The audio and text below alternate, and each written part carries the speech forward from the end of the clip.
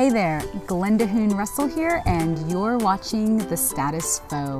Today's 1-minute money saving tip is use Pinterest to find recipes for odd-end items in your pantry. I know that if you search in the very back of your pantry that you're gonna find some weird ingredients that you're just like, what am I gonna do with this? What I usually do whenever I find ingredients that are pretty random is I'll go to Pinterest and I'll start plugging in those random items to find recipes on them. Then you can kind of put the puzzle pieces together and figure out some kind of recipe using the items that you have and hopefully not having to make you go out and buy something completely new. Again, all I'm trying to do here is make you aware of using up what is already in your home. This is such a great tip for not just decluttering your house, but also not spending double on things that you've already owned. Let me know in the comments or give me a like if you liked this video, and check out our other 1-minute money saving tips.